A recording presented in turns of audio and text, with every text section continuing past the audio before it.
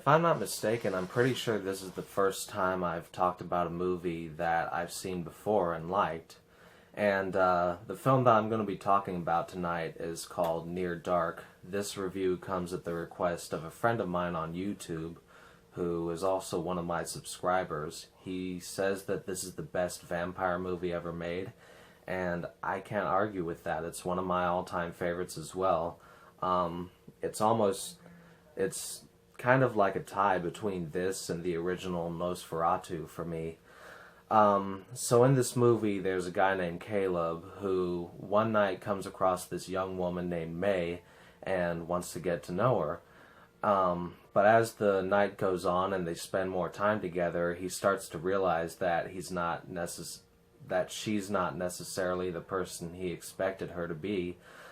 She starts to say some strange things and she acts a little odd, but he's perfectly fine with that because she's pretty. But as the dawn approaches, May tells him that she really needs to get home, and he tells her he'll drive her home if she gives him a kiss first. And so she does, but she also bites him and draws blood, and then just kind of disappears from his sight. So soon after that, Caleb finds that he's not going to have an easy time getting home because after this woman bit her, and as the sun starts coming up, he finds that the sunlight isn't being particularly kind to him. His skin starts smoking and turning black, but right before it can cause any serious damage, he ends up being picked up by this family of vampires, which May is a part of, and discovers that he'll need to kill in order to survive.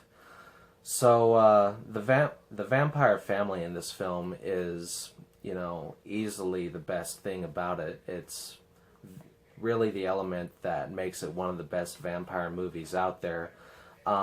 First of all, they're not necessarily what you would think of when you imagine a vampire, where you think of like someone with pale skin, wearing all black with black hair and pointed fangs. They look like actual people who just so happen to act different because they need to kill in order to survive, plus they can't go out during the day. And there is a real family dynamic between them. You get the sense that they are genuinely concerned with preserving each other as well as looking out for themselves. And they each have their own distinct personalities and their own tragic backstories. Easily the one that I would least want to be ever is this guy named Homer. He was turned into a vampire way back when he was a little boy, and he's been growing mentally since then, but he's just stuck in the body of a child for all eternity, and he absolutely hates his own existence. And easily, though, my favorite character in the whole movie is this guy named Severin.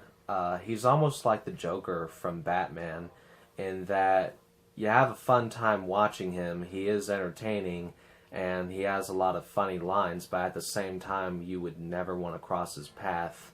The scene where he really steals the show for me is when they take Caleb into this bar for his initiation, and Severin just goes around doing all of this horrible shit and just having a complete blast while doing it, because he absolutely embraces this lifestyle where he can do all of these things with no consequence.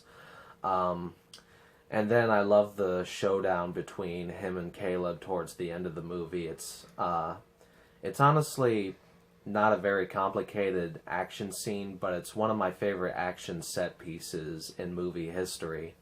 And the film is very low budget. If you are expecting to see pointed fangs or even to see the vampires turn all ugly when they're about to kill someone, like in Buffy the Vampire Slayer or something like that, you're not going to get any of that. A lot of the budget went into like the blood effects, which are really effective, because if someone gets shot or stabbed or anything like that in this movie, it is very hard-hitting to watch. And when the vampires go out into the sunlight, I mentioned that they start smoking and their skin starts turning black, but along with that, if they're in it for too long, they actually start bursting into flames, and it's really visceral to watch. And it's kind of something that makes me shudder to think about, that this film was very nearly lost soon after its release. There are a lot of movies out there that just, for whatever reason, kind of disappear from the public eye completely, like London After Midnight with Lon Chaney was one of them.